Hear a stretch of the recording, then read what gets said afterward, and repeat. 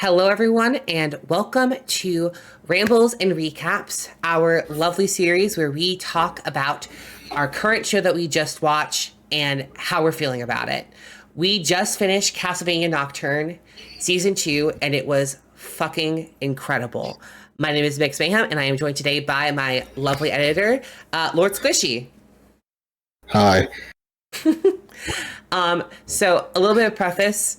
I am not like the most informed person on Castlevania. Squishy over here actually showed me the first series of Castlevania and Nocturne Season 1 all together last year. And I definitely fell in love with the story and the world building. But I know shit. I know shit all about it. There's like different classifications. I know a bit more. You do. You are pointing out items of the game. Don't tell me you know a bit more. You know a lot more than me. And they're distinctive items. They're distinctive items, and you're pointing out like what were possible bosses. Like, come on, like you know stuff. Especially you know, like you even know like certain like creators who have done different videos on it. Like you're good. But no, like I had to do like my first thoughts of the show just to get them out of the way.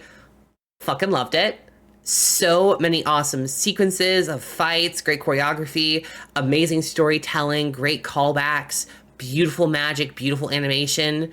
I will say, biggest drawback, the lack of translation in the show, needing more time, in my opinion, because like I want more time on every show, and just wanting more. I wanted more. It was amazing, but I wanted more. How about you? I agree. I think that like this is the dark horse of video game adaptations. I feel like not a lot of people like follow it, but it has been consistently good. It definitely is not like in terms of like adaptation, right?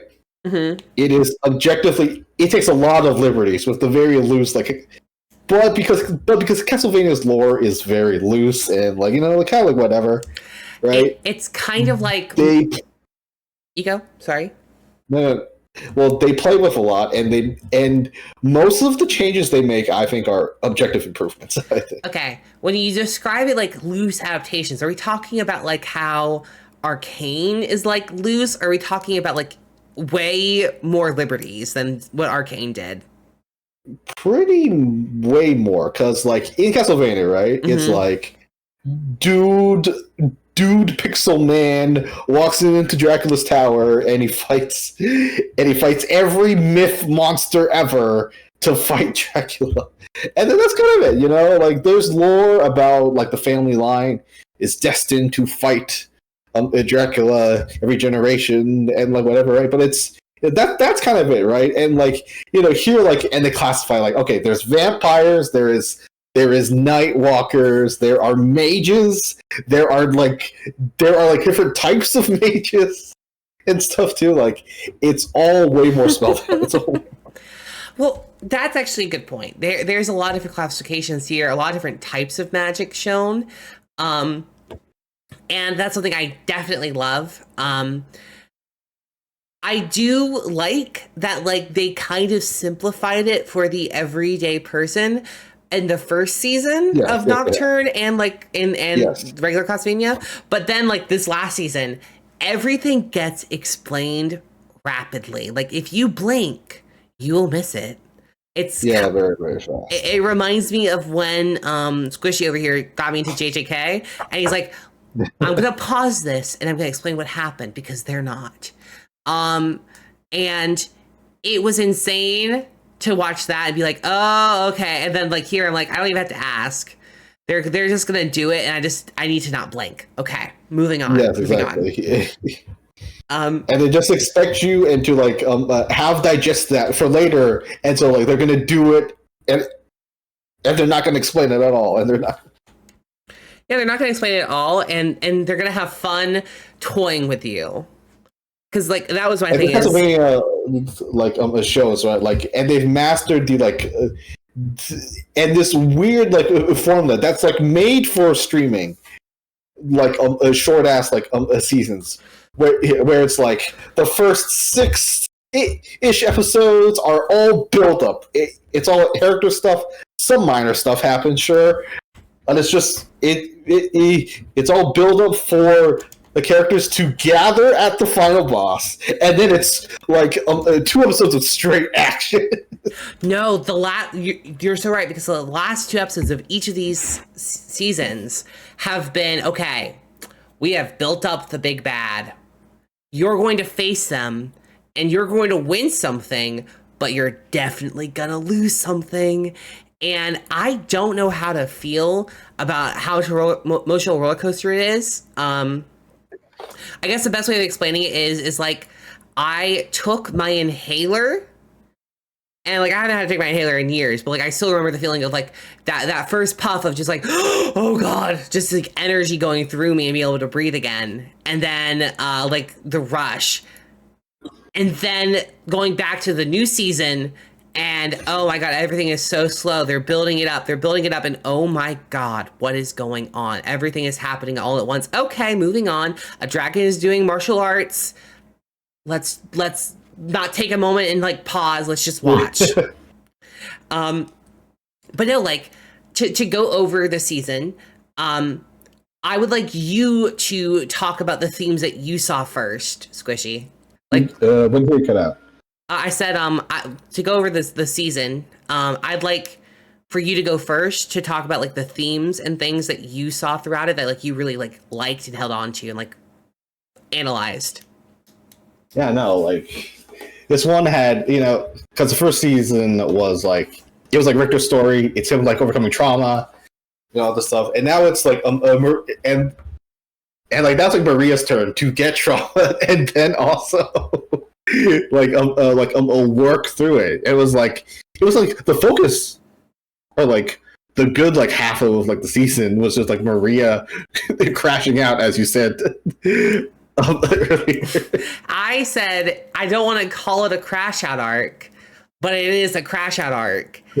And yes, the only reason I say that is because she goes through so much in such a short span of time. Like, obviously, like, they're fighting undead in the first season, a lot of this, yada, that, like, but she even says in the second season, I didn't know them. They were just undead things. They were just monsters for us to kill. Now that it was her mother, now that it was people that she knew, that she loved, it became so much more real for her. It's no longer just like a video game where you're shooting zombies. You're now in the apocalypse. You have to deal with it. And most people, like Maria, cannot. They go through all the stages of grief, except the person you're grieving isn't dead. She isn't gone. The parts of you that you knew, that you love, possibly are.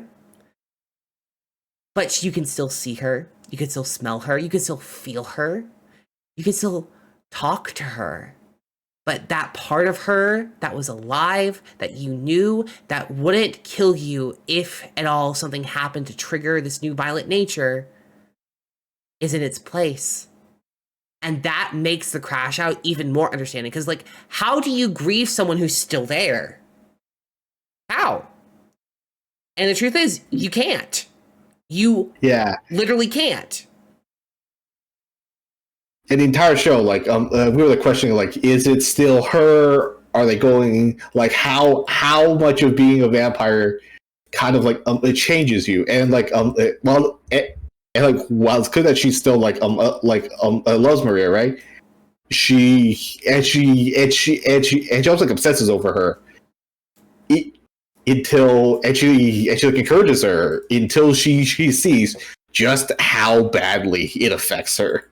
Yeah, no. To like really talk about what we're saying, Maria is led down this dark path of magic by her mother, because her mother is one who taught her survival tactics with her magic. She said 2 things when she first taught her magic. Magic can either be survival or it can be slaughter. And Maria says, I've learned all I need to know about survival. Teach me how to slaughter. And so she goes into this dark place, this place of despair, as they describe it. And she summons these darker beasts, these corrupted beasts of despair that follow her orders. And she uses them to kill her father. And it isn't until that Maria has disappeared to do that, that Tara, her mother, realizes what she's done, what she set in motion, and that it's not protecting her anymore. She is now harming her daughter. And we have the idea that when you become a vampire in this series, in this universe, you have an obsession. And Tara's obsession is protecting Maria.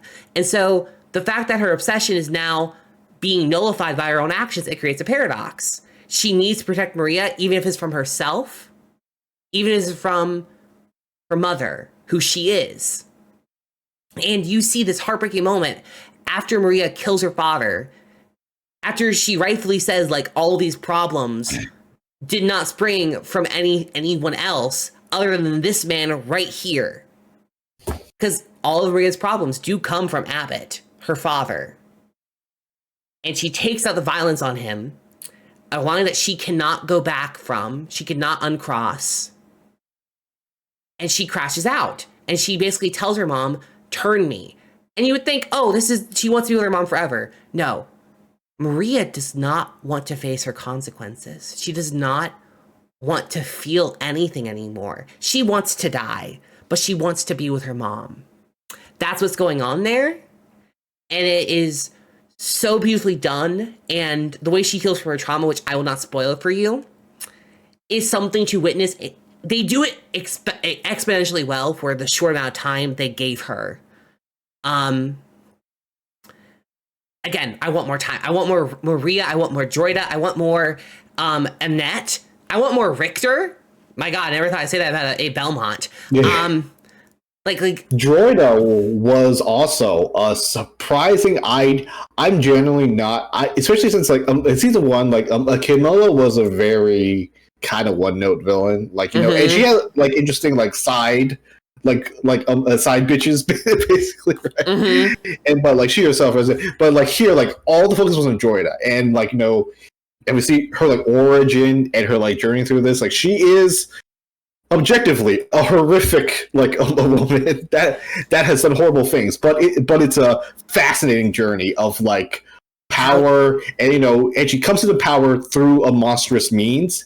And because that she feels that she has to keep doing that, you know, and she idolizes like Sigmund, her god in her war form now. Like that's the form of power that she craves, that she knows how to get. Yeah, and that's something to point out. This season, this series specifically is all about, in my opinion, and I think yours as well, this feminine embodiment of rage and how some of them grab onto power, how they navigate it. And Droida, like you said, she got it through monstrous ways, but monstrous ways that were her choice.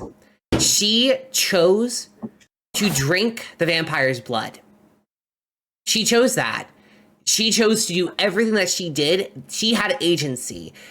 She had agency at a point where she felt the most powerless ever, when she was worshiping a healing goddess and she asked for answers and it gave her one. She just took the wrong message and she kept going with it because that's what a fanatic does. Yeah. And like, you know, and some people might think that like a Japanese franchise about like killing vampires, like it shouldn't have like feminist themes. Yeah, but these are done so well, and it fits in the world of vampirism. You know, like, you know, it's this external means that like women like in these time periods use to like empower themselves, but it comes at this great cost. Exactly, because like all things would in that time period. Think about how any woman in the past had to gain power in a structure that was not built for them, that actually demeaned and demoted them any chance it got. Of course it's going to look monstrous. Of course it's going to be monstrous. They're not allowed to be anything but monsters if they want to be who they are. And personally, I think a Japanese anime story talking about killing monsters should have a feminist narrative. Mostly because if you think about it, we talked about Dandan recently. No, it's Dan. I mess it up. I'm so sorry. I mess it up every single time. Dan. We talked about Dan recently.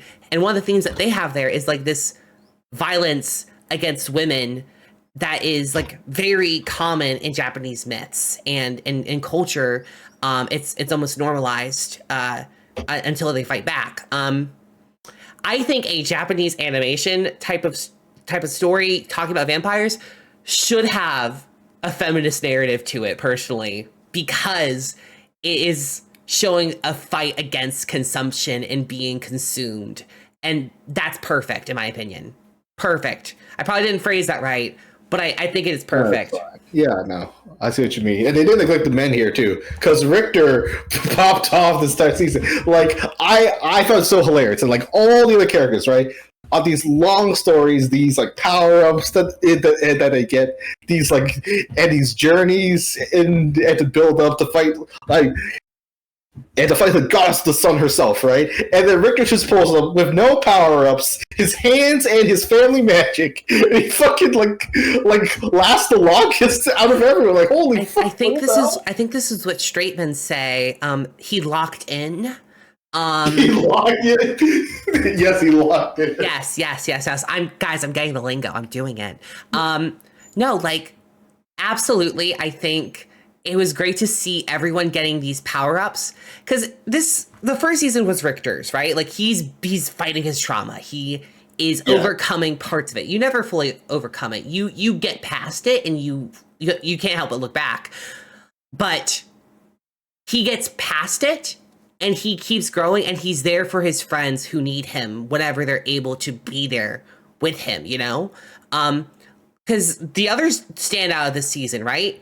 It has to be his grandfather and Annette more so, but like she's like the big icing on the cake in this story. I want to really talk about his grandfather, who, like, you know, never really was able to practice magic. He even talks about that. Like even though he's like old and wizened and he has lost his daughter, he finds a reason to fight now, and it is gorgeous to see him do that. I think it is a great way of having an older mentor style character in the show without it being overdone and overplayed. Because yes, he did help. And we thought he was gonna die. Like we thought he was like, oh well, like he's dead. He's a mentor with white hair. Yeah, he's gonna die. No, he lives. He absolutely tells a story, and he is there at the end with everyone's favorite vampire hunter, Alucard, his great uncle, and Maria. And like Alucard, I honestly feel like he's really there for fan service, and like the fan servicey way of, oh my god, this character to connect the story, he's here. Yeah. And he is technically the second protagonist of the Castlevania series. Like it's Belmont's, and like it's Alucard. Like Sofa shows up in the old ass like pixelated games, and then that's kind of it. Like that's kind of it. Like, and also like Sofa is just throughout this entire story because her magic is here. Like it's in the Belmont line, and so like even though she's dead, exactly, she's still here, which is nice to see. But speaking of the dead, you go. Yeah. No. Yeah, let's go on. I was gonna say, speaking of the dead, we have to talk about Annette. Yeah. Because guys, talk about power-ups. Annette here goes on a spiritual journey, traveling through to the other side, where she interacts with Papa Legba, who's a gatekeeper, who helps her through. She gets to see her mother. And we get to see her interact with a bigger entity who I will not spoil, till she can get what she needs from him. Again, not spoiling that, to then face the trials of the Egyptian sun goddess, so that the sun goddess can use her as a vessel to reclaim her other parts. And can I just say, the visual upgrade alone is worth the entirety of all of Castlevania to get to. And I'm talking every game and every single episode. I'm not like, I'm saying, Annette, you are a superstar, you are gorgeous, but you should maybe get some fashion tips from this goddess, because she absolutely was stunning in this form. And Yeah, like Annette's a very interesting case, right? In the game, she is like a blonde side, like a love interest to Richter. I don't remember if she is even a mage in it, right? And here she has this big spotlight, and it's a great showing of how like you can have a diverse cast with their own cultures and integrate that into the story and the lore of the story. It's really good. Yeah, because it's super well done. And Annette's culture fits perfectly into this story because of how it is affected by the French and the French Revolution. I think it's important that she is there because she links everything together in Nocturne in a way that would feel almost floppy without. Floppy and sloppy. Yeah. I like beyond the visual upgrade, talking about Annette and culture and power. Annette is a way of showing someone gaining power and agency, not through destruction, not through monstrous means, but gaining it through self-expression and self-identity. Annette finds out who she is. She finds who she is, and she finds strength in it enough to face a goddess's trial, which is an amazing concept, by the way. Facing a goddess's trial while she faces yours.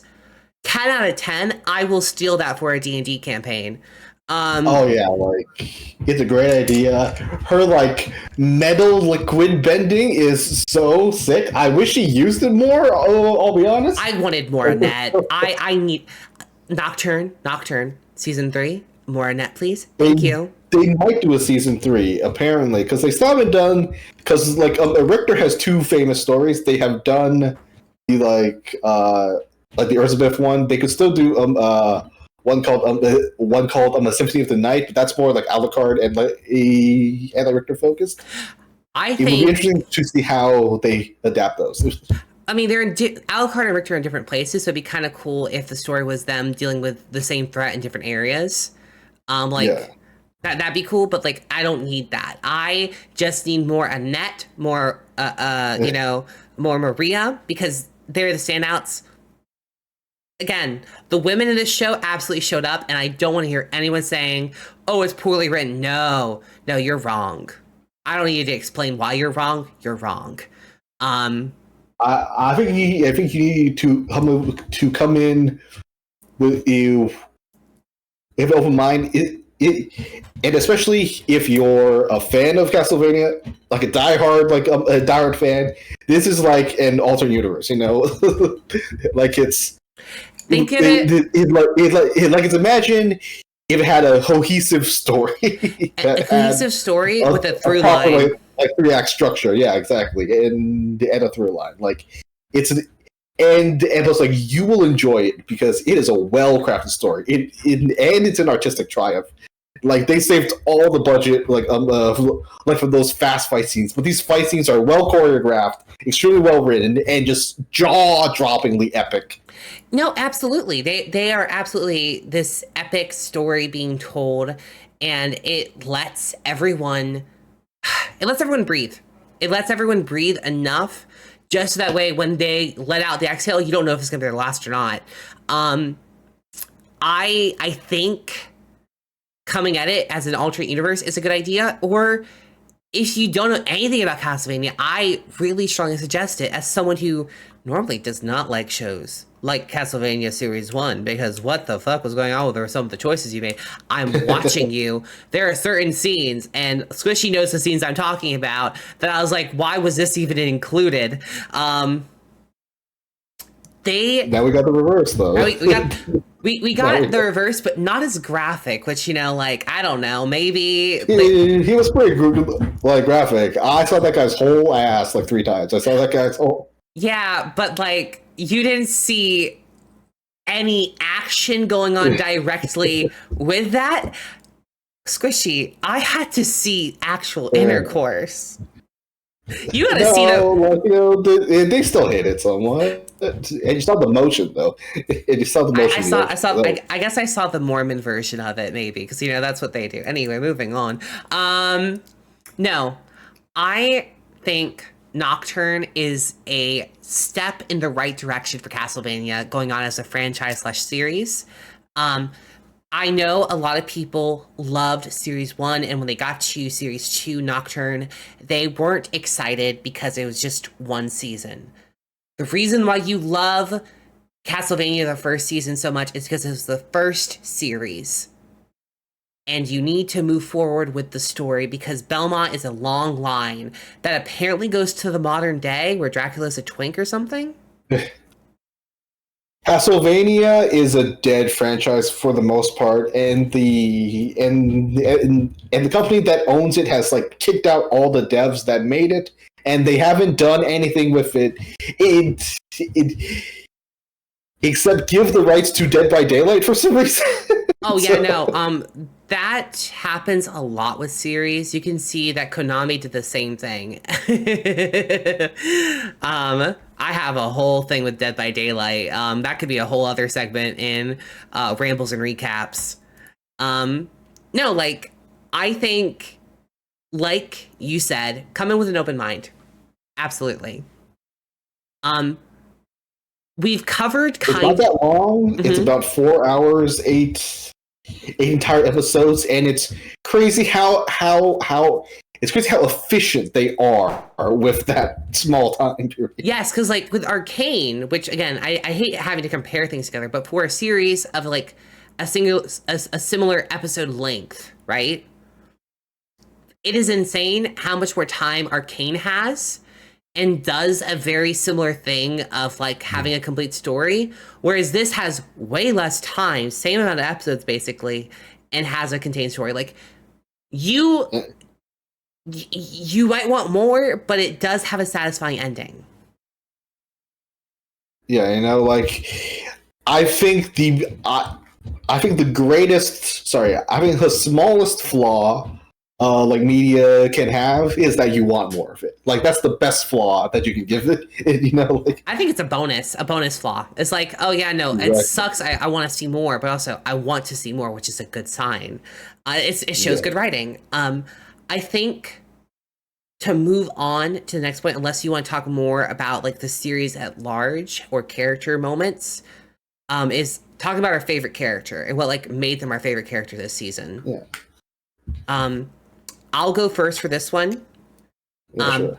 It's Maria. I think it might be Maria for both of us. But Maria has the most satisfying arc.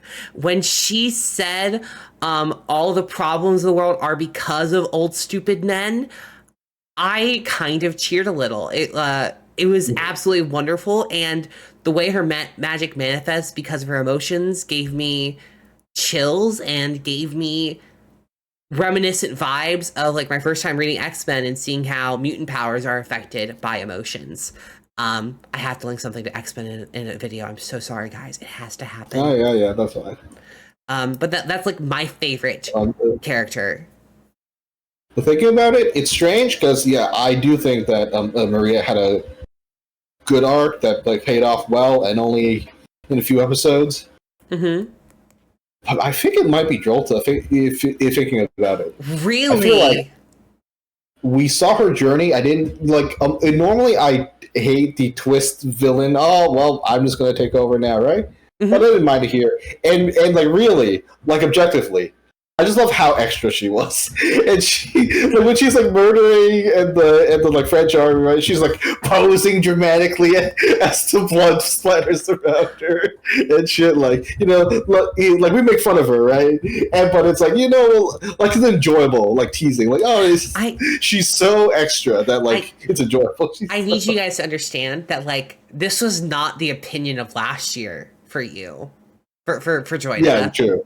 Like last time we watched the first season, she was not your favorite. Like you had a completely different take on it. Yeah, But It's like, because last season, right? And she was the big henchman with a really weird outfit for the time period. Right? look, she was going to the future time through the future gate, and getting her stuff from Hot Topic. It's fine. A very expensive Hot Topic, specifically.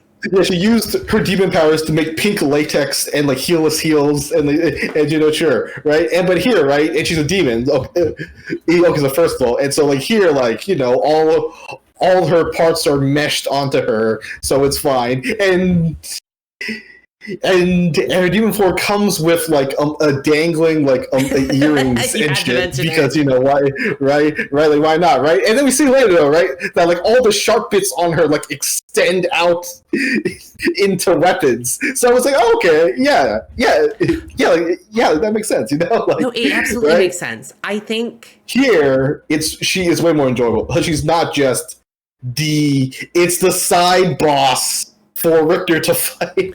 I think you're right. Now she's and the main boss and for Alucard to fight until Richter steps in. I think you're right. I also couldn't even call her the twist villain, right? Because she's there from the beginning and she's putting everything into place. We think that she's a servant. She's not. Spoiler warning. She's the one who wanted this. And I think there's an implication with twist villain that like, oh, she wasn't a villain to begin with. She was just a henchman. I'm not saying that there's anything wrong with that. I'm just saying the implication is that like, she didn't choose this. When we got to see her past and that choice being made and how she chose to carry it out, it made her way more like interesting. It made her. We saw a cult form because of her, and I love when that type of shit happens in stories. Personally, I think it's really well done. Do I think that everything here was perfect for Joyda? I mean, I would have loved to have seen her do a little bit more damage. None of the main cast died in any way that wouldn't let them show up. Yeah, at worst, Alucard got wounded, but he's fucking immortal. So like, what? Yeah, so and Orlox is a vampire now to receive sweet lovemaking, but not Orlox, his boyfriend. What was his boyfriend's name again? It was Orlox is the Mizrax. Mizrak. Yeah, exactly. Mizrak became a vampire to receive sweet lovemaking from Orlox for the rest of their undead lives. But I think absolutely I would have liked to see more bodies hit the floor that mattered in the long run. And they're just characters that kind of were just added in that didn't get to have an ending, even though there might be a season 3. There might be, and there is enough meat here for season 3. We have whatever that specter of death thing is. Like that's the big one, and then like Tara the mom is still out there somewhere. Yes, and then and we have, and I do if they would do a season 3, I want to see what Mirak's reaction is, because we didn't get it. We just got him getting to bed, kind of straddling Orlox. It's like he was clearly turned without his consent, and he is a holy man. Like, how does he feel now that he is a vampire? Actually, a thing that he has fought and like against for so long. I think what's really funny is Alucard talking to, or was it Juice talking to Mizrak about being a monk and being celibate. That was really funny. Just a quick little Mizrak. Juice. Yeah, it was Juice. Yeah. It was just a little funny moment between them. Now that we kind of mentioned the meat on the bones for season 3, you mentioned what you want. Any theories on exactly what you're hoping to see? You're hoping to see. I have honestly nothing, because I think I want to come in with too many expectations. 1 and 2, they're clearly changing a lot of Castlevania stuff. I know that Richter goes on to have quite a few adventures. He is the second most famous Belmont. Mm-hmm. So just to show more of the world, and they're going to San Domingo or the river, right? Show what is that part of the world like? What's the monsters there? Honestly, it'd be so funny if the next Castlevania show had nothing to do with the Belmonts. It was just like this poor person living in the world. I want a slice of life Castlevania show where like the people show up at a coffee shop and like, oh no, Kendra got attacked by vampires again. Thank God you didn't get turned this week. Like, I want. Yeah, because this universe like sucks to live in. If you're not a mage or a born vampire hunter from a lineage of vampire hunters, you're fucked. Like you aren't. Exactly. And again, like I'm fine with any expression of like, fun world building, but I do want to see other people in this world and like other lineages and what that power is. I think my theory is we're going to see the reckoning of Maria's powers in more ways than one. Because, like, yes, she overcame her despair, but that doesn't go away. You, as someone who has experienced different things in life, when it comes to moving on, they do come back. There's a negative core trait that you develop does not simply vanish into the night to never return. It is like a vampire. It keeps striking and striking forever. It is a curse. And so we saw her not be able to control the dark dragon. What happens when she gets stronger and summons something bigger? I think we're going to see Maria take on a more middle role in the next season. If there's a season 4, if they get past season 3, we might see her become a big bad that Richter will have a big problem trying to face. Not just because it'll be hard to do because it's a summoner, but because there's an emotional connection between them. But like that's all I kind of have for Castlevania. It's like a very short and sweet show that's not sweet but very short. It's great, satisfying ending. And a great journey too. Like just the action scenes, the build up of the characters is great. You definitely highly recommend. And I think on a scale of 1 out of 10 mimic stars, it gets a solid 8 because the non-ability to translate the Creole and the other singing and the needing more time with certain moments, minus two of those stars. I was going to say 8 as well, yeah. It has some great moments. It's just, it's short. I want more. And, there's some, moments of the, that are just questionable. Yeah. It's clear that the people behind this are very talented. The storyboard artists, the, writers, the, translators, the, voice actors. But Netflix just doesn't care about that. Netflix doesn't care, and they kind of just moving on. You need kind of a strong arm when you're dealing with a corporation like that. But that is all we have for Rambles and Recaps this time. Be sure to come back next time. I have been Nix Mayhem, and my editor, Lord Squishy, has done a fantastic job. Thank you all so much for watching. Remember to like, comment, and subscribe. Bye.